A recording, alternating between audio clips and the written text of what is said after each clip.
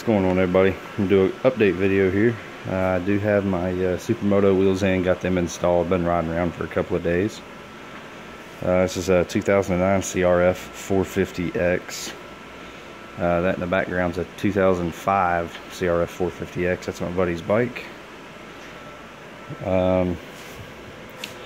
First to start out up front, this was probably the biggest pain in the butt. I got the Warp 9 kit. Ran me like $1,200. Everything was, sent bolt on. Now the fork guards did have to get trimmed. I'm painting those.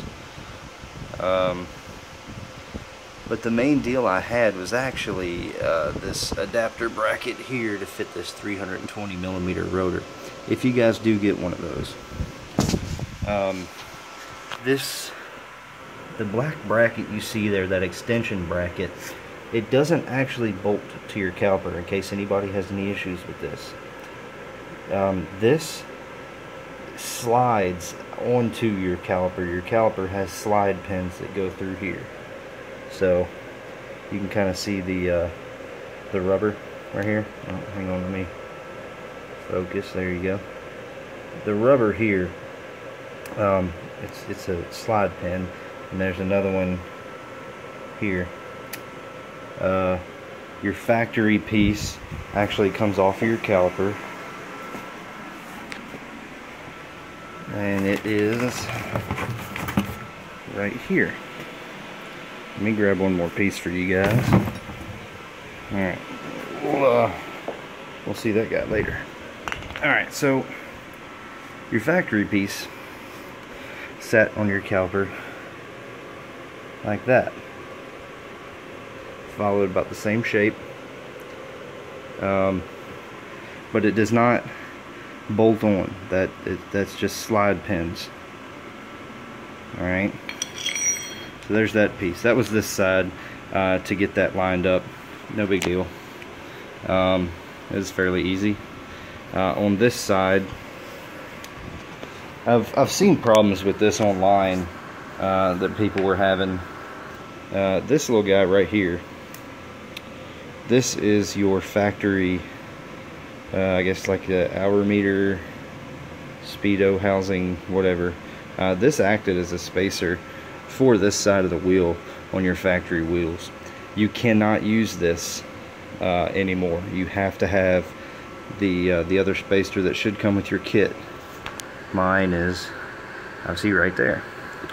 The problem with that is it doesn't sit on the wheel the same, and right in there it wants to grab onto right along this edge, and you won't be able to torque down your front wheel bolt.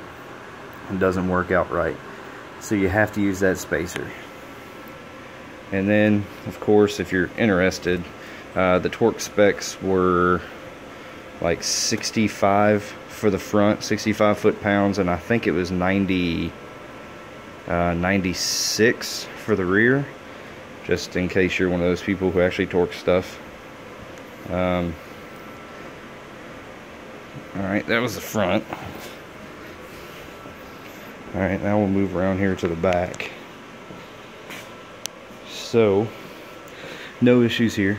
You still remain using your factory spacers here and on the other side. With this bike, I went with a 44 tooth sprocket when I ordered everything.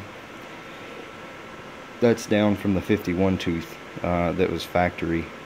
That's 7 teeth of a drop. So I did take like 3 links out of this chain. I think it was like 3 links, but it definitely did help me. I'm running still the factory front sprocket. It's a 13 and a 44, but it hasn't done me too bad. I didn't have issues. I could have still taken out maybe another link there, as you can see, but I'm probably going to put another chain on this thing here soon anyway, so I ain't that worried about it. The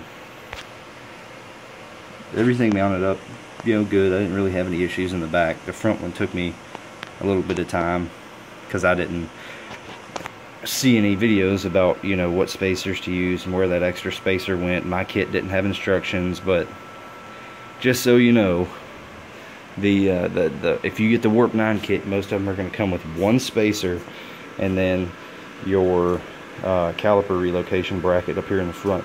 That spacer goes on the passenger side of the bike, the right side, since you don't really have passengers. The right side of the front wheel, and the bracket, you know, obviously goes on the front there.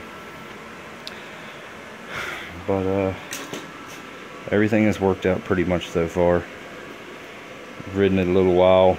I changed the oil when I first got the bike, like that day, and I am actually going to change it again today. I've been doing a little bit of riding, but I'll change that up here again.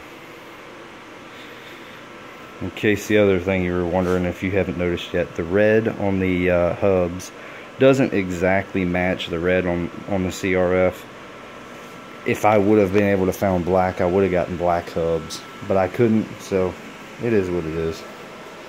No biggie. But so far, so good. No problem just yet.